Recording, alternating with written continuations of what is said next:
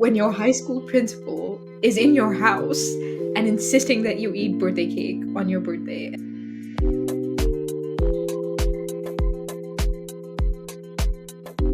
Hello and welcome to episode 1 of Prototyped.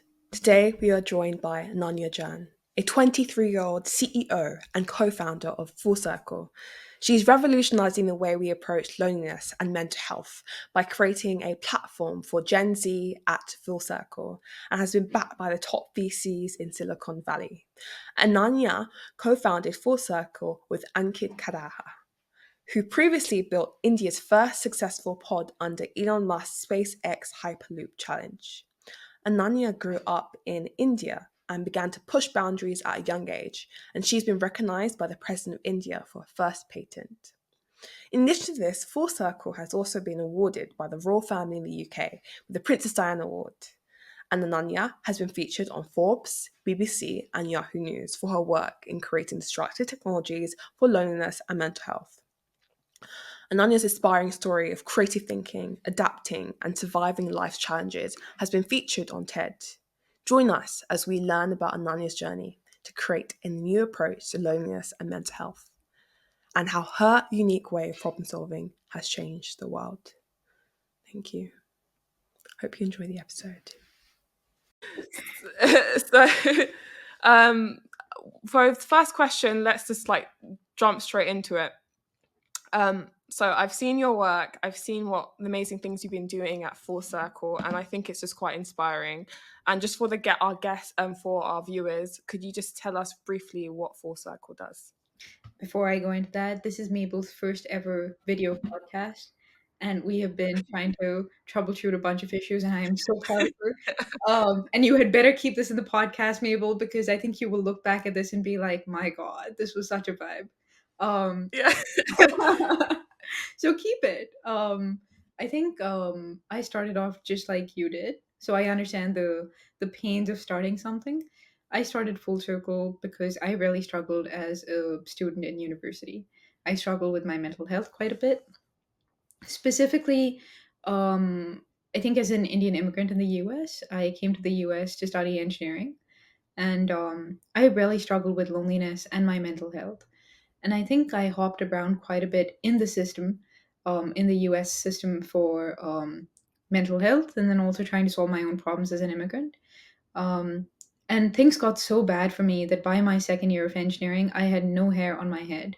I was so stressed and felt so alone in what I was going through. And I didn't talk to anyone about it because um, I didn't know who to talk to and I didn't know if it was the right thing to do.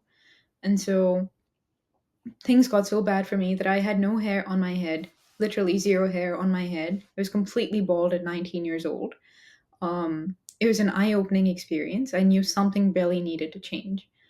But then when I did start asking for help, I realized that it was it was even if you ask for help, it's not really easy to come to a solution because there's so many things that you can do for your mental health. You can try yoga. Do you need to do meditation? Do you need to see a psychologist, psychiatrist, or counselor? The waiting times are 3 months long, 3 weeks long. Sometimes they're 2 weeks long. Different people have different priorities, and so um, I really struggled to navigate that system. And I said, there has to be a better way to do things. There has to be a more a place where it doesn't feel like a battle and it feels more like you're being welcomed into the place because you've asked for help. And that's kind of what we started doing at Full Circle is we want to make people who are just taking their first steps as university students or people who've just graduated, who are, my age and your age, who are struggling with loneliness and with mental health, to take the first steps and not feel like it's a battle. And so that's what Full Circle has ended up becoming, and that's what I set out to do. So did I answer your question? Yes, you did. And just on that, I think it's really inspirational what you've been doing, how you moved from India to the US. And one thing that you have on your LinkedIn profile is I help strangers online. Hmm. And I just want to know, why was this the choice of your go-to thing that you're explaining that you want to do? Hmm. What do you think that to some extent you're really driven by this idea that you want to create as many support systems and help as many people as possible? Hmm. So why was that phrase that you really wanted to show that this is what I do, this is the core and essentially what you want to accomplish in your motivation of life? That's a great question. I think when I started out and I tried to find solutions to my problems, I did not go to the people who I knew best because I didn't know how to talk to them about my problems, in all honesty, and I didn't know what they were going to say. When I was struggling, it was strangers that helped me. I talked to a bunch of strangers. To be honest with you, when I had no hair on my head, um, I was wearing a hoodie, and my mom would video call me because she was in India and I was in the US, and she would video call me and say, "Why don't you take off that damn hoodie?" And I just really didn't want to show her that I had no hair on my head, and so I hid it from her for the longest time. Um, what's my point? My point is, I took a photo of myself when I was bald and I posted it on the internet. And I said, "Here's my phone number. Call me up if you've gone through something similar. I just want to talk to people and I want to figure out a solution." I now have three phones. They never stop ringing. I would not suggest Three. putting your phone number on the internet. Um, but in that time, I heard from a bunch of people on the internet um, who were struggling with the same problems as I was or had struggled with the same problems as I was. They gave me solutions that worked for them. They gave me things that they had tried. And some people called me up and said, "We are also struggling. We just want you to know that." And we all kind of figured it out together. So I think the line that you're talking about, "I help strangers on the internet," comes from the fact of my own personal experience. In all honesty, I selfishly started building Full Circle to solve my own problems. And I didn't want to make it a company because I have an engineering background. I thought, what is an engineer going to do solving the loneliness and mental health problem? I just had no business doing it. But I realized that my own experience and my perspective as someone from the outside looking into this system that is really broken, I had a different perspective and different way of doing things that was really needed. And so I reluctantly started the company. I didn't want to. I was doing something completely different before this, and it kind of just went from there. But going back to your question about strangers, it is strangers that helped me. I started the company for myself, and that's kind of stuck with me. Yeah, and I think that's really powerful. And one thing that really struck me in what you were saying, you came from an engineering background, and I completely relate. I came from a physics background, and Mhm. how you are an outsider looking in and how you can actually creatively solve these problems is so interesting, and it's something that you touched upon in your TED talk. Mhm. And I wanted to ask you to really expand on how you were talking about how having diverse teams, from maybe you have a chemist or you have a biologist, how all these people can come together with their ideas and bring a sort of nuance and new ideas to the problem of mental health. And if that's within your team, if it's a community that's been created on Full Circle, Mhm. how do you think that your team you have and the community created on Full Circle actually make it special in a way that you have that diverse mindset and that idea of the outsider looking in? That's again another fantastic question. Look, it's your first podcast and you're already doing so great with your questions. Um, I think for me, I gave the TED talk a while ago, and looking back, I think there's a certain truth to that. But when you are starting out, now that I realize it looking back, when you are starting out, at least this is where I am right now. My opinion might change about this in the future. When you are starting out, you need a singular vision driving the company. I think when I started out, I wanted to listen to 50 different people about how to do different things. Mm. Now I'm not that. I'm not like that. I say, I have this vision, and this is how the company is going to be run, and this is how I plan to run it, and this is the problem we are going to solve. Also, we are going to solve a problem not for a million people, but for the first 10 people first, right? But that is not how companies expand and grow. That is when you are first starting out and when you really need to focus and drive outcomes to survive. As you grow, however, and you hire people, especially people who are more talented than you, that's when that aspect of bringing in diverse opinions and views when you are growing the company becomes really important. Because when I first started the company, and I'll admit it, I was new to management, and I had made a lot of mistakes, and I was very stubborn when I first started creating the team. I said, there's a certain way I want to do things, and that worked for a really long time. It worked for the initial phases of the company. But when you start hiring people who are smarter than you or just as smart as you, they also have really well informed opinions. And they're not going to listen to you all the time, right?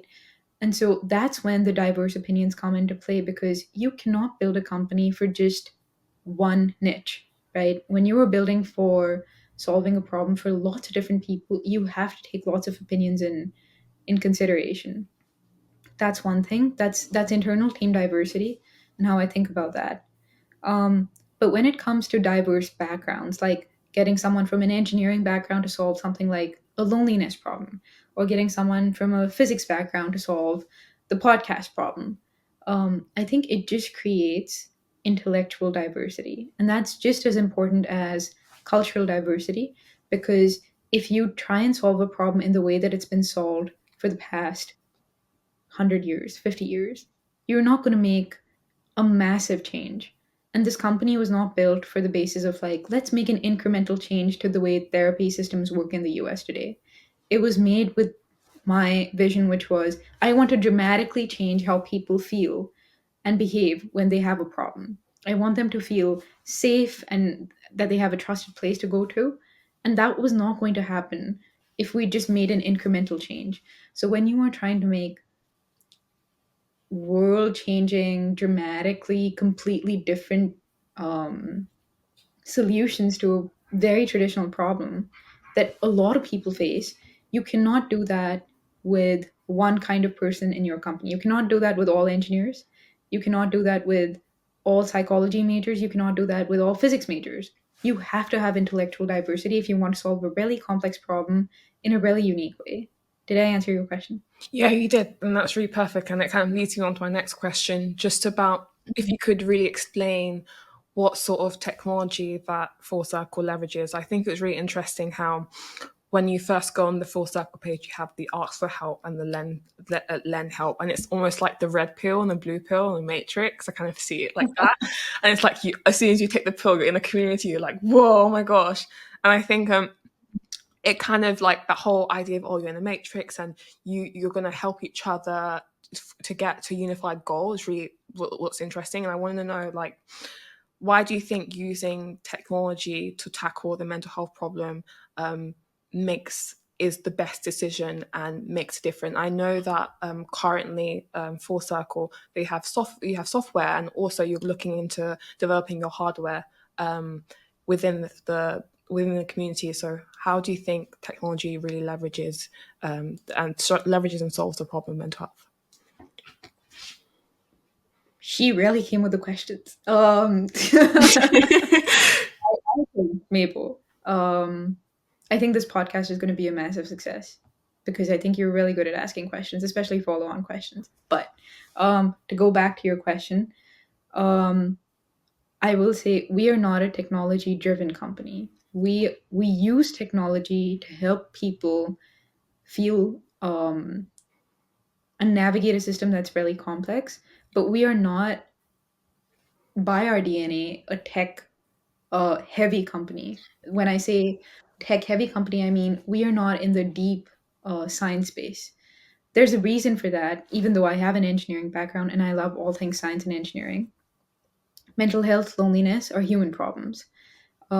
And sometimes we tend to get lost in what is the latest trend in technology and how can we apply it to this product, or how can we apply it to use and help people. In all honesty, there's a lot of technology out there that's not being used or not being completely used to solve the problems we already have. So I will say, yes, of course, we're engineers and we're working on this problem, but our biggest thing is not, oh, this, like, we have some really fancy tech and the world should really see this fancy tech. No. Our thing is we want to help as many people as possible in the best way possible and give them the best experience possible with what they're going through right now in their lives. And if technology is an enabler for us to help them get to that point, we are going to use technology. But if we think about ourselves as a fancy tech company, we're not. That's point one. Point two, why use technology? From my personal experience coming to the US, there was a ton of paperwork that I had to do. I had to submit a bunch of documents. I don't know. There's a bunch of documents that you have to submit. Some of them have to be mailed in. Some of them have to be submitted, by going to an office. It's all very 1980s. You know, it's just Yeah. not. I love the US. I really do. I don't think I could be doing what I'm doing anywhere else. But there are some systems that dramatically need to change. They're just outdated. And that's when technology really helps. It becomes an enabler to make your life easier. And for us at Full Circle, it makes it easier for us to help people um, make their lives easier. So, going back to my first point, we are not a fancy tech company. We are a people first company that uses technology to enable people to do better and feel better and, form deep connections. Um, but that is the core. The last point I will say is at Full Circle, we want to connect people together who have the same sense of humor, who have similar past struggles in life, same goals in life. These are some very specific things. And when you're dealing with so many people at a massive global scale, it Mhm. is impossible to individually for our team sit down with every single person and take in bit by bit every piece of information that they give us. Again, technology enabled, but not a fancy tech company. Did I answer your question? Yeah, I think it's really important that you specified that Full Circle uses technology to enable what you guys do, and fundamentally, it's being human. And I think, especially with the rise of like GPT-3, GPT-4, Hmm. having an AI-driven society now, people are actually forgetting that you still need the people, you still need that connection. And I think that that's why Full Circle is at core amazing at what it's doing, because it knows that a community is more important over any other technology. It's the people, it's what they've learned, it's the entire journey they faced as they grow up as a child, as a teenager, as an adult. And I think that's really important. And just on that, we're gonna have like a quick break. So far we've kind of covered like the journey. We've covered Full Circle. We've Hmm. covered having diverse intellect, and we've just touched on technology. So right now we're going to play a quick game, and Okay. basically I'm going to show you a few questions through pictures that I've taken from your LinkedIn. So I've LinkedIn stalked you. I've looked at your entire LinkedIn. And I would like you to guess Mhm. what picture matches to the caption that you have. And then I remember obviously, every LinkedIn post I have ever made. and But then I've never been asked to play a game on a podcast, so this. yeah, and for the people listening, yeah, I will describe the pictures. But yeah, so let me show you that. Mhm. Oh, haha. Yeah. So, which Oh. one do you think matches to the image? Well, see, I will give you credit because you have rarely LinkedIn stalked me because I remember I posted this one a really long time ago. The picture on where I'm like holding her up and squeezing her belly is the one that matches the text. Um, but look at you. You've really like gone all the way back. I appreciate that level of Yeah. research. So could you like give us a quick story about the picture? What happened? What came to you when you decided to write this caption, and what inspired you to take this beautiful picture of your sister? My sister is a classic troublemaker. She is always doing something to annoy me. And I don't get to go back home very often or see her very often. I moved to the US pretty much all alone. I didn't have family in the US. And I was writing this post because I think a lot of immigrants are really hard on themselves because they're navigating a system they've never navigated before. They're in a completely different country, completely different laws, completely different way of living life. Hmm. And you are going to make mistakes, you know. And I have. I've made a bunch of mistakes in the US. And some of them I look back and cringe at, I think. And some of them I'm like, you know what? That was really stupid. But I think looking back, what really grounds you is the people you really love. I love my sister, even though she drives me crazy. And so I think that was what was going through my head. Most of my LinkedIn posts are just really me talking to you like you're my best friend. They're not like, oh, like this chick is the CEO of this company and she has to have a certain image. I don't talk like that. I think it's that comes out in my post. But did I answer your question? Yeah, so yeah, obviously you got it right. You know your LinkedIn content. And so I ra- don't have a ghostwriter writing my LinkedIn content. No. round two, this is the Hmm. next one. So in the picture of people listening, there's a picture of the get what I think you were the LinkedIn CEO and the TikTok CEO, right? Is that correct? Hmm. Okay. I had to like block it out because some of it was like too revealing. I gave it away. So can you guess what the caption? I mean, it's like literally one line, but like, can you guess which one it is? Oh, it's the LinkedIn CEO.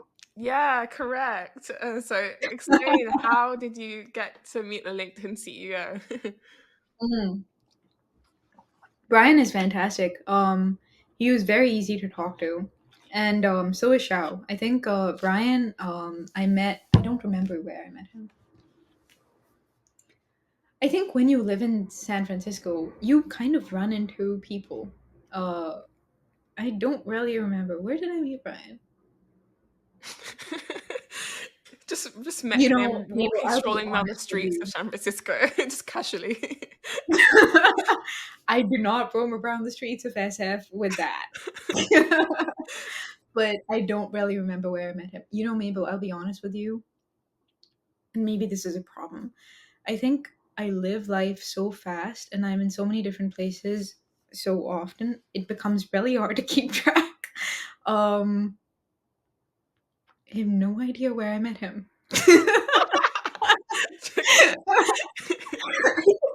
It just is a blur. I promise you, last week was a blur. The last 2 months have been a blur. It's all just a blur. Um, Converging into but I one have a whole thing. really fascinating, interesting life, and I'm really grateful for it. But Brian is great. Shao is great. Both of Yeah. them are fantastic.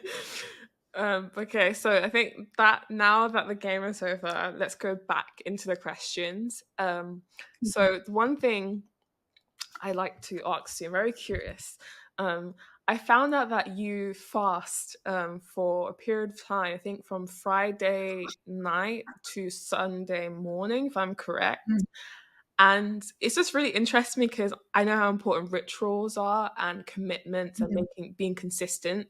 And I think as a CEO, as a founder, and for the like listeners out there, like how vital is your routine having that time to like de-stress, to meditate in your life? And are there periods of times where you feel like, oh, I don't have enough time, I don't have time to do my meditation, it's not important?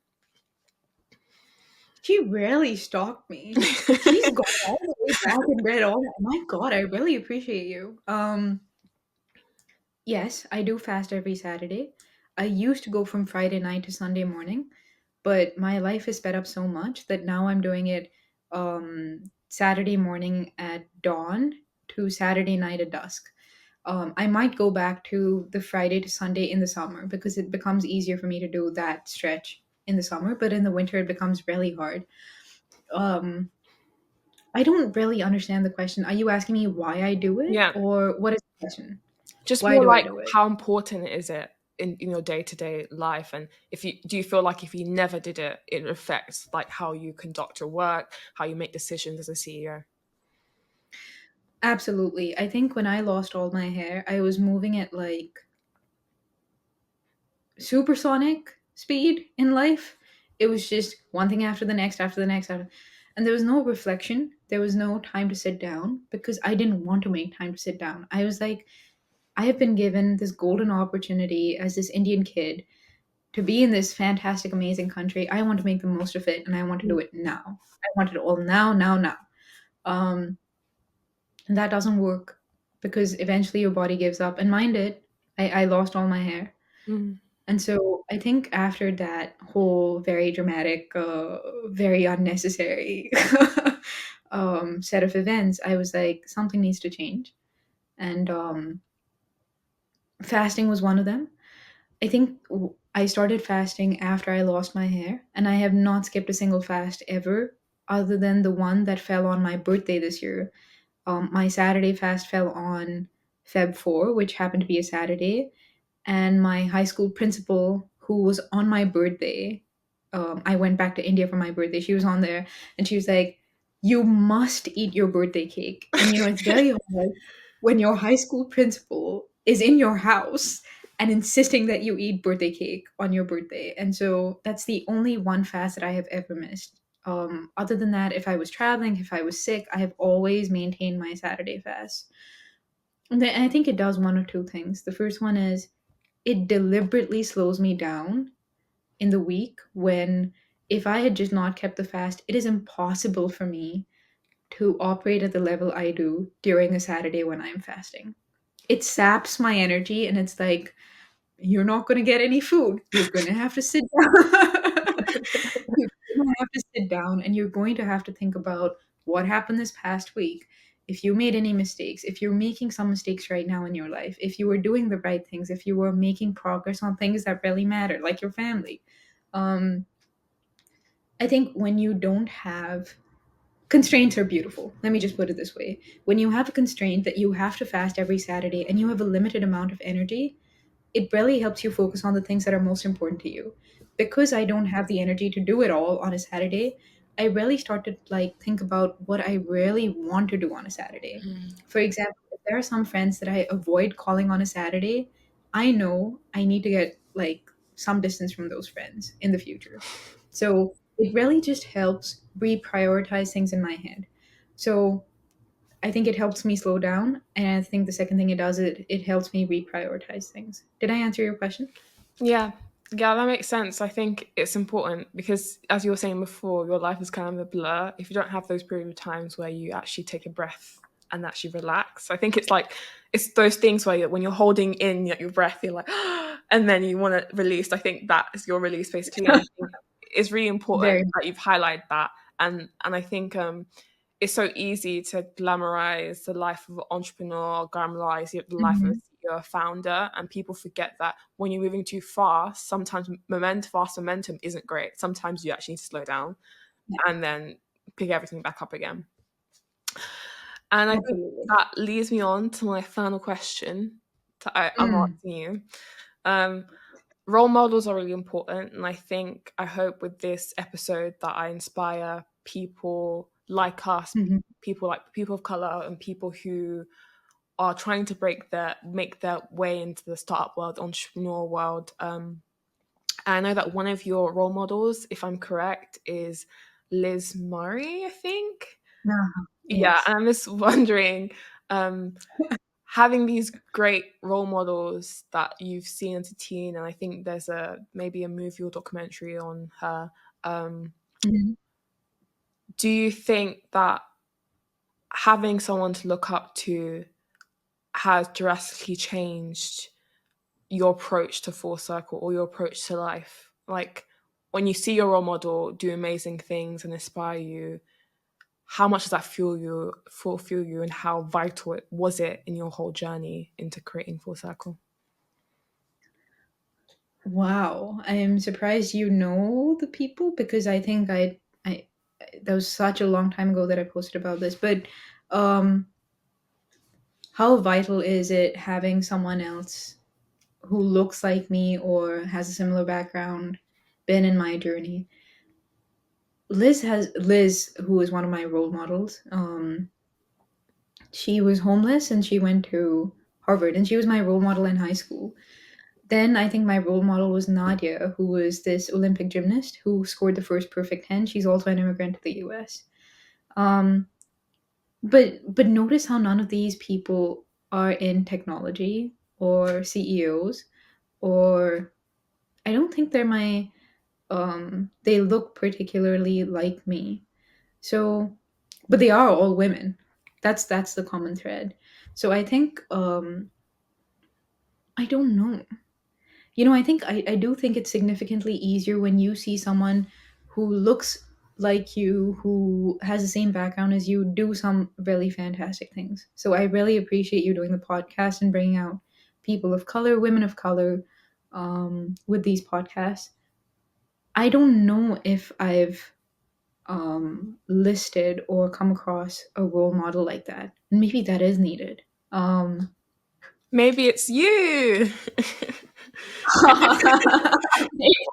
oh my god, maybe it's No you. pressure, no pressure. No pressure to me. I'm gonna put it back on you. No, I think hmm, I've not thought about this ever. That's really interesting. You're making me think. I don't think on podcasts. I usually just talk. I don't have an answer to that question, Mabel. You have successfully asked me a question that I don't have an answer Oh, to. interesting. I mean, that's a great way to end the last question. The last question. I don't know. Absolutely I is. think it's important. I think even though you said you're not sure and you have to think about it, I want to really push to listeners that this is how things are. Sometimes you don't know things. Sometimes you just need to figure it out and take your time and think about it. And the reason why I've created Prototype is for this reason. Sometimes you don't know what the hell you're doing. You just have to do it and just like say, maybe Mhm. I don't know, but if I just do it, maybe something great happens. And I think that's like the perfect way to end this. Um, Last thing, I just want you to like promote yourself. So where can people find you? How can they get connected to Full Circle? Yeah. I don't promote myself, Mabel. I think people just naturally find me. My phone number is out there on the internet. If you ever want to call me up, it's going to be me picking up the damn call. Call me up. I have lots of phones. Um, my email ID, I'm sure you can link it, jane at fullcircle.fyi. Full Circle, I think you'll find it. If you ever have a problem, just Google us. Or just call me up, 404-285-0138. If you're calling from outside the US, use a plus one.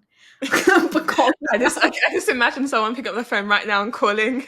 Did she actually? Will she actually pick up? And then you're like, yes, I actually did. And so many people, they're so surprised when I pick up the damn phone. I'm like, hello? And they're like, they pause for like a good 5 minutes. They're like, is this really Ananya? I'm like, yes, it is. So, Surprise. mm, it's just me. You can call me up.